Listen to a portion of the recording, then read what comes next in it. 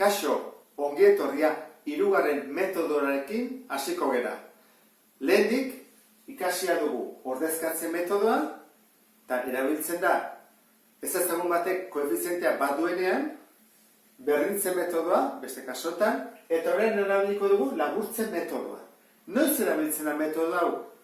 Ezezagun berdinak dutenean koefiziente berdina edo multiploak direnean. Hemen bezala. Zer gertatzen da? Hemen ez dago koefizientea batekoa, eta hemen eta hemen biak dute bosta. Horran oso egokia da erabiltzeko metodo hau. Zertan datza? Egiten duguna da. Zer dute berdina? Bostisa eta bostisa, ezta? Orduan egingo dugu kenketa. Batzu egiten da batuketa eta besaztan kenketa. Egingo kenketa bat. Eta kenketa iterakoan desagertu dengo zait. Begira. Bostisa, ken bostisa, 0 isa. Horra, kanpora. 0 isa. Bi i, ken minus iru i, hau da, bi ken minus iru, da, bi gehi iru bezala. Beraz da, bost i. Berdin, 16 ken bat, 15. Egina dago. Horren egin behar duguna da, hemen jartzen bezala, ekuazioa batzi, i solatu. Bost bidertzen edena, zatitzen pasa, eta 15, zati bost, iru. Aurkitu dugu lehenengoa. Horren, bigarrenarentzat, nola ez dago isolatuta pixka bat zailagoa da. Hemen egitea. Horren, ordezkatu egin behar dugu.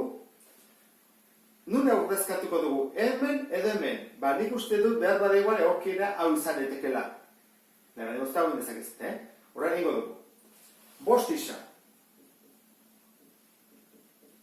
Gehi, bi bider, zer, iru. Iak, iru balio du lako. Berdin, 16.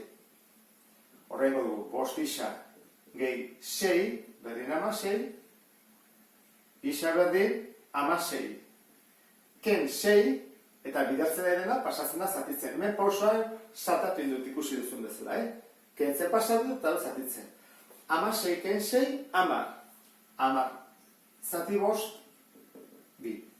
Orduan, soluzio izango zateke, isa bi, i iru. Guazen ikustea. Bi bider bost, 10 gehi 6, 16. Ondo dago. Eta bigarrena, 10 ken iru bider bederatzi, bat. Baita ere, ondo dago. Pentsa ezagun, orain ere, nahi dugula laburtzen metodoa erabili. Desordenatuta dago. Lehenengo egin behar duguna, ordenatu. Orduan, lehenengo jarri behar dugu, isa. Bi isa. Gero, i. 6, i. Eta ondoren, minus 6. Eta apean berdin egingo dugu. Kopiatuko dugu, ze ordenatuta dago. Bost isa, ken iru i, berdin, 21. Metodo honetan, jakin behar dugu, zein berdinduko dugun. Isak ala iak. Zein da MKT bi hauentzako? Multiplo komun txikina. Bi eta bostena da, 10. 6 eta irurena, 6. Horren egokiagoa da, hau. Motzagoa da, txikiagoa da. Horren, nola lortu daiteke hori? Hau da, 6 izateko, zein bat da honekin? Berdin utzi. Horren bakarrik utziko du berdin. Zergatik, baina 6 delako. Hau, 6 izateko, zer egin bat dugu? Bider bi, ez da? Horren, hau dena, guztia, egingo dugu, bider bi. Guztia.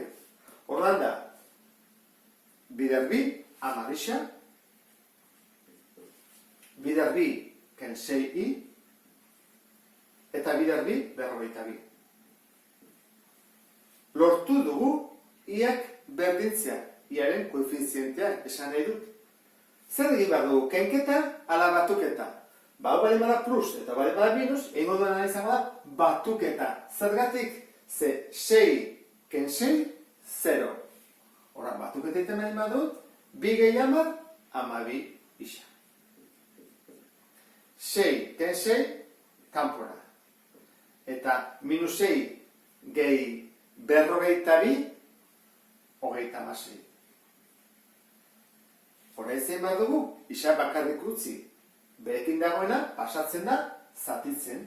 Isa berdin, 36, zati 12. Eta hori da, 3. Lehenengo aurkitu dugu, 3. Orain bigarrenean bila joan bat dugu.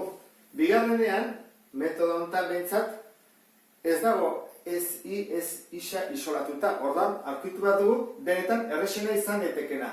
Hau adibidez. Orain, ordezkatuko dut hemen, jarriko dut. 6i, gehi bi bidean, 3 eta zait. Berdin, minus 6. Guazen egitea. 6i gehi 6, berdin, minus 6. Batutzen nahi dena kentzen, ordan da, i berdin, minus 6, ken 6, eta bidertzen nahi dena, zatitzen. 6. Zer bada minus 6, ken 6, minus 12?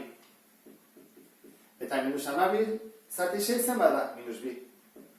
Orduan ja, soluzioa badugu. I berdin, minus 2. Bikotea, isa 3, i minus 2. Goazen ikuste ondo dagoen. 6 bider minus 2, minus 12.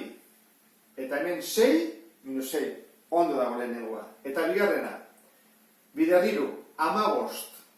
Eta hemen minus bider minus plus, 15 gehi 6, 21. Baita ere ondo dago. Ordan, 3 metodoak ikasi ditugu. Beste bat arte, agur.